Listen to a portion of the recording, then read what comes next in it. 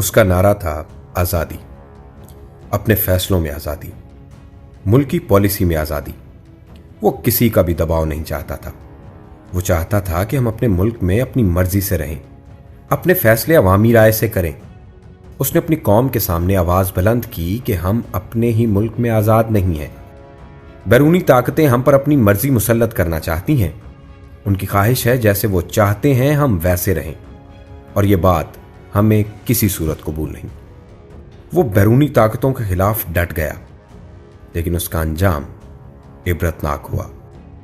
اسے رستے ہی سے ہٹا دیا گیا۔ ناظرین، اسے حسن اتفاق کہیے یا عالمی سازش، تاریخ میں جس لیڈر نے امریکہ کے خلاف آواز اٹھائی اس کا انجام برا ہی ہوا۔ وہ ذوالفقار علی بھٹو ہو یا معمر قذافی، شاہ فیصل ہوں یا صدام حسین یا پھر صدر ضیاء الحق، سب کا انجام ایک جیسا ہی تھا۔ امریکہ کو آنکھیں دکھانے والے کسی بھی رہنما کی موت طبیعی نہیں ہوئی۔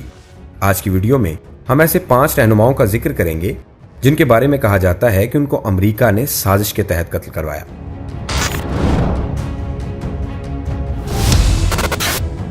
سب سے پہلے ذکر کریں گے شاہ فیصل کا۔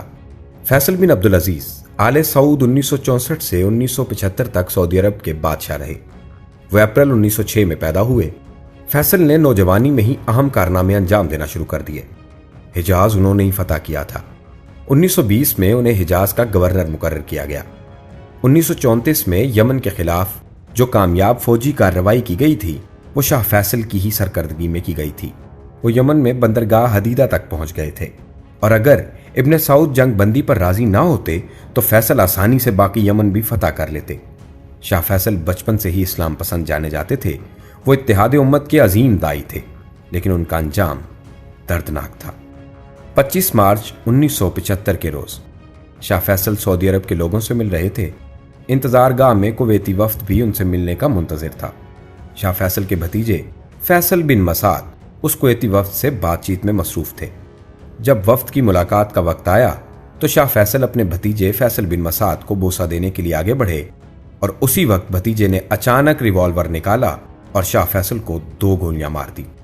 قاتل نے پہلی گولی ان کی ٹھوڑی اور دوسری کان پر ماری۔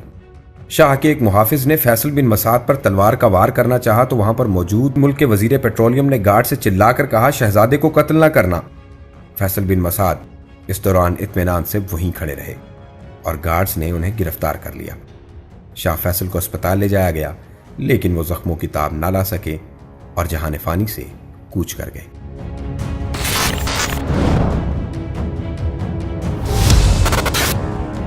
صدام حسین، سابق عراقی صدر صدام حسین بغداد کے شمال میں واقع شہر تکریت کے ایک غریب گھرانے میں پیدا ہوئے۔ والد کی وفات کے بعد ان کی والدہ انہیں اپنے رشتہ داروں کے پاس چھوڑ کر کسی اور گاؤں میں چلی گئی۔ چند سالوں بعد انہوں نے دوسری شادی کر لی۔ سوتیلے والد کا صدام حسین کے ساتھ برتاؤ اچھا نہ تھا۔ صدام حسین کے لیے زندگی مشکل تھی۔ محلے کے بچے نوعمر صدام کا مذاق اڑاتے تھے۔ صدام حسین کے بارے میں کہا جاتا تھا کہ اس عرصے کے دوران وہ قدرے تنہا رہتے تھے۔ 12 برس کی عمر میں انہوں نے اپنا گھر چھوڑا اور تکریت میں اپنے ایک چچا کے ساتھ رہنے لگے۔ اپنے لڑکپن میں صدام حسین حکومت مخالف مظاہروں میں خاصے سرگرم رہے، مگر عراقیوں کی طرح وہ برطانوی نو آبادیاتی حکومت اور امیر جاگیرداروں کے خلاف ہوتے گئے۔ 1958 کے انقلاب میں عراق میں برطانیہ حامی بادشاہت کے خاتمے کے بعد ملک پر تشدد بحرانی دور کا آغاز ہوا، لیکن صدام حسین کے لیے 60 کی دہائی اہم ترین ثابت ہوئی۔ صدام پارٹی کے ایک سینئر رہنما اور ان کے چچا کے قریبی رشتہ دار احمو حسن الباقر کے منظور نظر اور قریبی ساتھی بننے میں کامیاب ہو گئے۔ 1968 میں ان کی پارٹی اقتدار میں آئی۔ احمو حسن الباقر ملک کے نئے صدر بن گئے۔ 1979 میں صدام حسین صدارت کے تخت پر براجمان ہوئے۔ فروری 2003 میں امریکہ نے دوبارہ عراق پر حملہ کیا اور عراق پر قبضہ کر لیا۔ اس قبضے کے بعد 22 جولائی 2003 کو معزول صدر صدام کے دونوں بیٹوں کو عراق کے شمالی شہر موصل میں حملہ کر کے قتل کر دیا گیا۔ صدام حسین کو 14 دسمبر 2003 کو ہفتے کی شب مقامی وقت کے مطابق 8 بجے عراق کے شہر تکریت کے قریب سے ایک کارروائی کے دوران گرفتار کیا گیا، جس کے بعد ان پر امریکہ کی نگرانی میں مقدمہ چلایا گیا، جس نے 3 نومبر کو صدام حسین کو 148 کردوں کے قتل کے الزام میں موت سنائی۔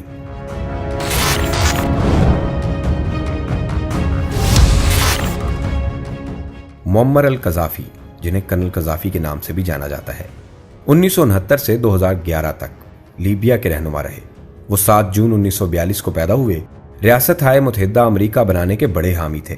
انہیں افریقی اتحاد، جس میں 53 افریقی ممالک شامل ہیں، کا صدر چنا گیا۔ معمر قذافی نے بھی الزام عائد کیا تھا کہ ان کے قتل کی سازش ہو رہی ہے۔ کرنل قذافی نے اپنے آخری خطاب میں کہا تھا، میں نے 40 سال یا اس سے بھی زیادہ عرصہ حکومت کی۔ میں نے لوگوں کو گھر، اسپتال، اسکول اور بھوک کی حالت میں انہیں خوراک دینے میں کوئی کسر اٹھا نہیں رکھی۔ اب مجھے فوجی تاریخ کی سب سے بڑی طاقت کے حملے کا سامنا ہے۔ یہ مجھے قتل کرنا چاہتے ہیں۔ مجھے مرنے کی خواہش نہیں، لیکن اگر مجھے اپنی سرزمین اور اپنے لوگوں جو میرے بچے ہیں کو محفوظ رکھنے کے لیے مرنا بھی پڑا تو میں اس سے گریز نہیں کروں گا۔ اپنی اس تقریر کے ذریعے میں صلیبی جنگ لڑنے والے نیٹو ممالک کو بتا دینا چاہتا ہوں کہ میں ان کے حملوں اور ان کے مظالم کا ڈٹ کر مقابلہ کروں گا۔ 2011 میں نیٹو اور قبائلی باغیوں نے قذافی کے خلاف جنگ شروع کر دی۔ 20 اکتوبر 2011 میں حملہ آوروں نے معمر قذافی کو قتل کر دیا۔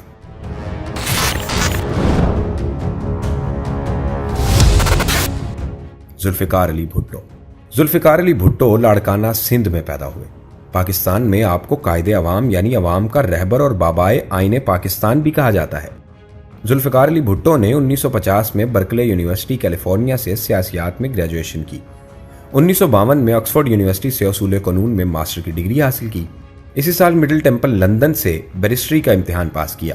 پہلے ایشیائی تھے جنہیں انگلستان کی ایک یونیورسٹی ساؤتھ ہمپٹن میں بین الاقوامی قانون کا استاد مقرر کیا گیا۔ کچھ عرصہ مسلم لاء کالج کراچی میں دستوری قانون کے لیکچرر رہے۔ دسمبر 1967 میں پاکستان پیپلز پارٹی کی بنیاد رکھی۔ 1970 کے عام انتخابات میں پیپلز پارٹی نے نمایاں کامیابی حاصل کی۔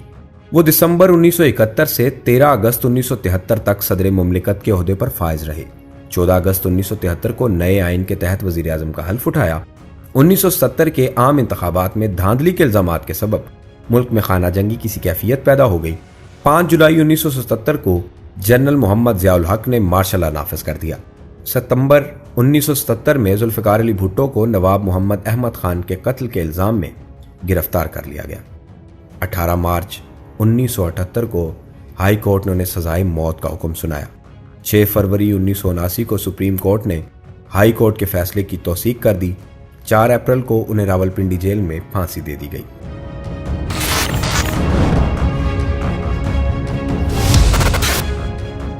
ضیاء الحق۔ ضیاء الحق 1924 میں جلندھر میں ایک غریب کسان محمد اکبر کے ہاں پیدا ہوئے۔ جلندھر اور دہلی میں تعلیم حاصل کی۔ 1945 میں فوج میں کمیشن ملا۔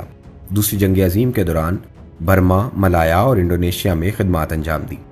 آزادی کے بعد ہجرت کر کے پاکستان آ گئے۔ 1964 میں لیفٹیننٹ کرنل کے عہدے پر ترقی پائی اور اسٹاف کالج کوئٹہ میں انسٹرکٹر مقرر ہوئے۔ 1960 سے 1968 تک ایک کیولر ریجمنٹ کی قیادت کی۔ اردن کی شاہی افواج میں خدمات انجام دی۔ مئی 1969 میں آرمرڈ ڈویژن کے کرنل اسٹاف اور پھر بریگیڈیئر بنا دیے گئے۔ 1973 میں میجر جنرل اور 1975 میں لیفٹیننٹ جنرل کے عہدے پر ترقی پا کر کور کمانڈر بن گئے۔ 1 مارچ 1976 کو پاکستان آرمی کے چیف آف اسٹاف مقرر ہوئے۔ 17 اگست 1988 کو صدر ضیاء الحق بہاولپور کے قریب ٹامی والی فائرنگ رینج میں امریکی ساختہ M1A1 اور مقامی طور پر تیار کردہ الخالد ٹینک کی آزمائشی کارکردگی دیکھنے آئے۔ بہاولپور ایئرپورٹ سے ان کے طیارے نے 3:30 بجے پرواز بھری۔ صدر ضیاء الحق کے ساتھ امریکی ساختہ C-130 ہرکولس طیارے میں joint chief of staff committee کے chairman general Akhtar Abdur Rahman, chief of general staff general Afzal, major general Muhammad Hussain کے علاوہ پاکستان میں امریکی سفیر آرنلڈ رائفل اور defence attache brigadier general Herbert Wassom سمیت 29 افراد سوار تھے۔ طیارے نے اڑان بھری ہی تھی کہ کچھ ہی دیر بعد فضا میں دھماکہ ہوا اور جہاز ملبے کا ڈھیر بن گیا۔ جہاز میں سوار کوئی بھی فرد زندہ نہ بچ سکا۔ آج بھی یہ رائے عام پائی جاتی ہے کہ اس طیارے کو باقاعدہ پلاننگ کر کے بم سے اڑایا گیا۔ ناظرین، امید ہے آپ کو ویڈیو پسند آئی ہوگی۔ اس طرح کی دلچسپ ویڈیوز دیکھنے کے لیے ہمارا چینل سبسکرائب کریں اور بیل آئیکن کو پریس کر دیں تاکہ ہماری آنے والی ہر نئی ویڈیو آپ تک بر وقت پہنچتی رہے۔